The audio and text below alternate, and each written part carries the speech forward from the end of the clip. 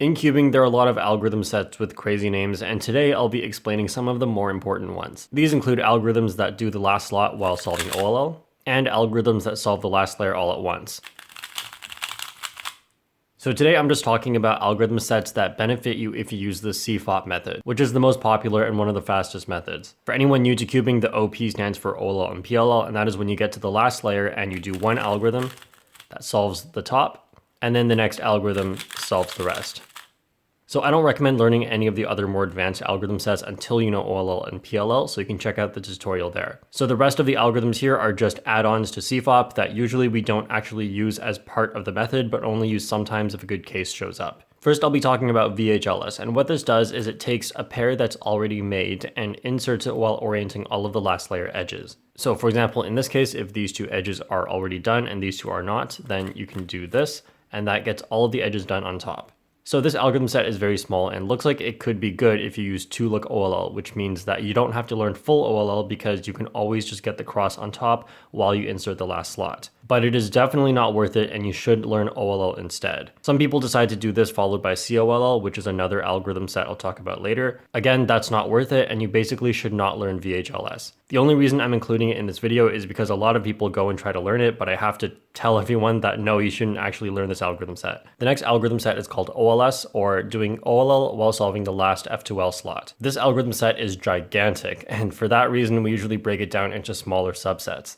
The first subset is called winter variation, and I have a video on this, but the idea is that you have to have a pair here already, and all the last layer edges have to be oriented. And when you insert this, you can solve OLL. So for all of these algorithm sets, I will just be showing one or two of the best cases, but if you actually want to go learn more of them, then you can check the description and I'll have a link there to where you can go learn more. So for this case with the pair here, if you have a square on this side and headlights on this side, then you can just insert it using RU to R prime by holding it like this first. And for this case with the pairs here and this kind of makes headlights here, then you can do a sexy move first and then insert. Then similar to winter variation, there is also summer variation. And these cases are not as good as winter variation, so most people don't really learn them. But I just want to show one important case. So this is not the case, but this is the case where you have the block here and this shape here. This is where you're going to skip OLL just by inserting. So this is another case that is the same on top, but there's no block right here. And so it's useful to know this because it looks just like an OLL skip case, but it's actually not. And how you can do this one is by doing U2, L, and just insert this pair and restore the part that we broke. Winter variation belongs to a larger algorithm set called VLS. And this is the algorithm set that doesn't care what is on top, the edges don't have to be oriented, but it does the same thing. So here's one of the easiest VLS cases. It's when you have this sort of P shape on top and you have this pair followed by this block of two pieces down here. So this case can just be solved by doing M prime and then inserting this pair as usual, and then ending with a wide move. Now here's another case, which is not one of the easiest cases, but if you're just gonna learn two, you might as well learn both of the P shapes, so it's really easy to recognize when you know it. This case is recognized by the P shape and no block on this side. So this case is not that intuitive, but how I visualize it is I start with F2, then I move this block closer to the corner by hiding the corner and moving the block over, and then now I have this pair and just insert. And similar to VLS, there is also HLS. Instead of having the together pair, we have the split pair. But I don't know any cases from this set, and they also tend to be worse than VLS. Next, within the category of OLS, which is doing OLL while you do the last slot, there are two more important algorithm sets. In theory, there's way more, but in practice, these are the last two that people tend to actually use. BLE is where you insert the last edge and solve OLL. So with BLE, the corner has to also be solved. So it has to be this exact F2L case. You might be thinking that this exact F2L case is kind of rare, and that is true, but for last slot, it's a lot more common than for the other slots. The reason is that for all the other slots, you're usually dealing with pieces from the top, but for last slot, if something was stuck in here, you probably wouldn't have noticed, and so it tends to end up being your last slot. And for example, for this case, if you have these two misoriented and you can make a block like this by putting the edge of the back, then you can do F prime and then sexy sledge, but without the last move. Another example, if everything on top is oriented, you can take the edge, put it at the front, and insert it. Then do this case by moving the corner to the back and doing RU to R prime to pair them up.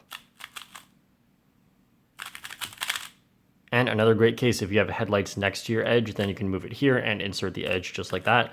But now you'll have this case, which I also talk about in this video, as well as a lot of other easy to recognize OLS cases. So this case would be done like this.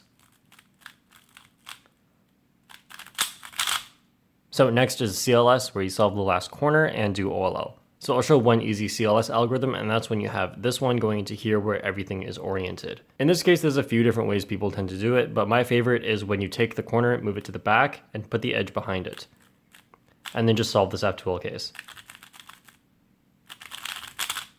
OLL-CP is an algorithm set that does OLL, but also does corner permutation, and that means solving all of the corners. In order to use this set, you need some more advanced recognition. For example, this OLL here, if I were to do the algorithm for it, would give me all of the corners solved, which tends to be good cases. But now here is the same OLL, and if I were to do that algorithm, it would give me a diagonal corner swap, which would be the worst PLL cases. So in order to learn OLL-CP, you have to be able to recognize some stuff about the corners, which may be easier if you've done 2x2 before. But in this example, looking at my stickers here, if the top two here are opposite and the two on the headlight side are the same, then that's how I know I'm going to get a diagonal corner swap. But if the two same ones are on this side and the opposite ones are on the other side, then that's how I know I'm going to get the corners solved. So for the case that gives me a diagonal swap, I can instead use an OLL-CP algorithm that gives me a better case. So in this case, I would do it like this.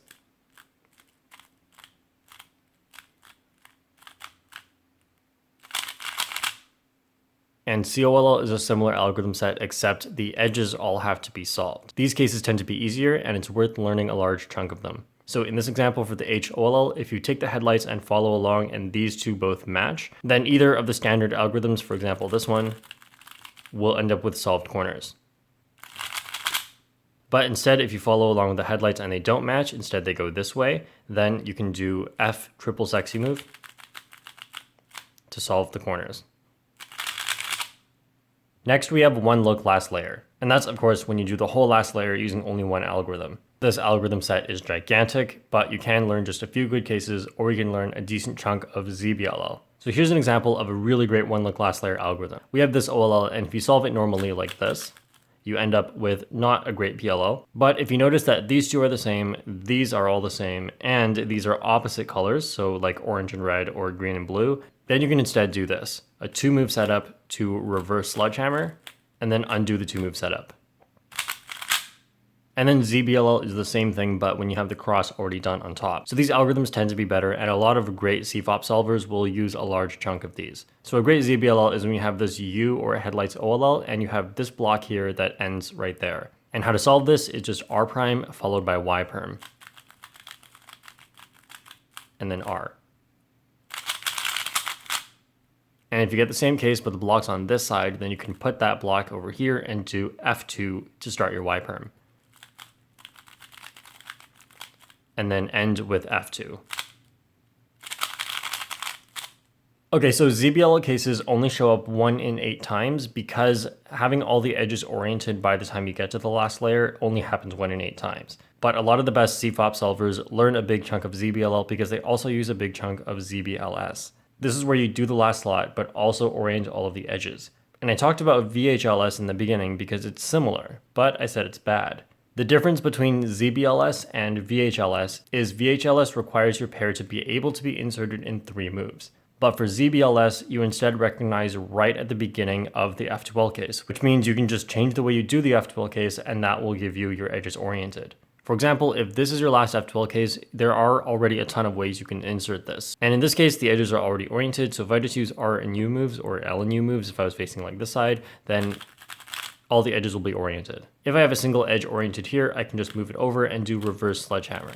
And then that sets this up and gets all the edges oriented. If I have 2 oriented edges next to this pair, then I can just do the case that I do normally like that, and then end it with a sledgehammer. So a lot of ZBLS cases can be figured out just by trying different ways to insert, seeing if you end it with a sledgehammer, and then you can cover a lot of cases like that and frequently end up with having a cross on top. A lot more than 1 in 8, which means you can use ZBLL more often.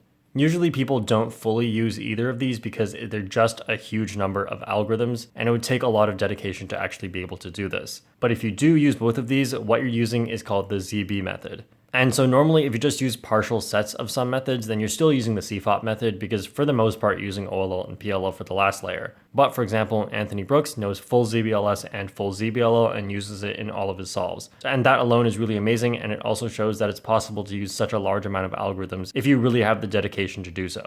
So again, links to learn any of these are in the description, and I recommend learning some of the better cases and don't try to learn everything. While it is possible to go and learn a full algorithm set and use it in many of your solves, it's been shown with some of the top solvers that usually it's best to just pick a lot of the best cases and use it whenever it shows up. Anyway, that's it for this video. Thanks for watching, and I'll see you guys next time.